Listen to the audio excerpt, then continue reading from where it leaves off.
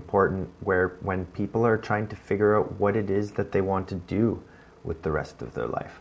There's certainly jobs and career paths that are best suited for certain personality types. For instance, if you wanted to be a counselor and you were more of the logic type person, it might not be that fulfilling to you or to your clients if when they came in, you basically told them, hey, the logical person in me is telling you to not worry about your issue and instead think of it more rationally.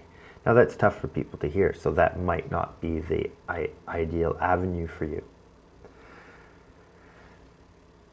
So this Myers-Briggs questionnaire, they really bring in some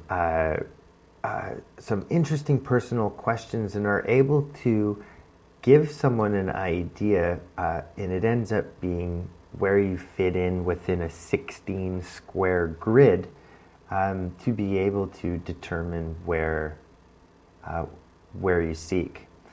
The first one, they talk about whether you prefer to be extroverted or introverted, which doesn't necessarily mean are you the life of the party or are you quiet, shy type. What it means is where you see yourself best at. I'll give you an example. See, I find myself, if I was to categorize myself, I'm an extrovert. I don't mind being around people. I don't mind being the life of the party when that happens. But it's where do I prefer to expend the energy that I have? And I much prefer, even though I'm comfortable, I'm much more interested in being an introvert. I prefer to be alone with my thoughts and to think and to research and to go a little bit deeper into some topics.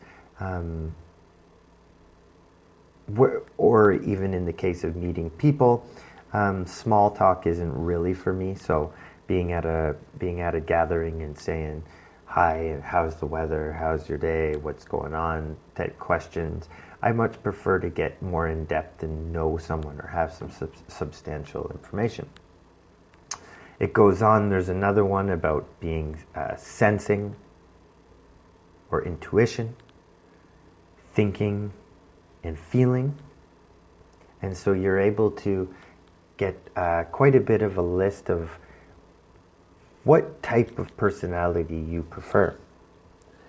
Now, these are quite important, and we'll do some tests because it is the type of learning about yourself that's needed in university, and being able to at least set a baseline to understand what's my intelligence type, how can I adapt for that?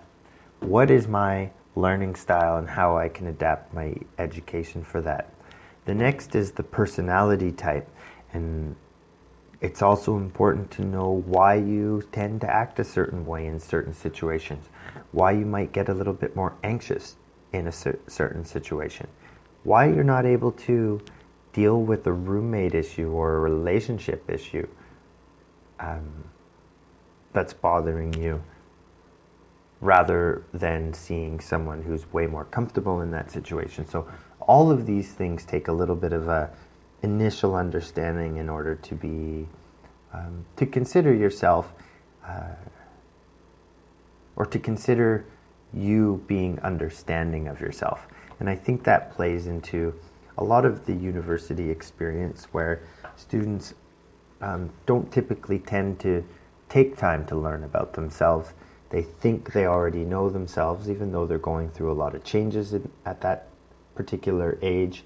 They're being involved in situations that they haven't had to experience before, and they just take it as it comes attitude, rather than knowing a little bit about themselves.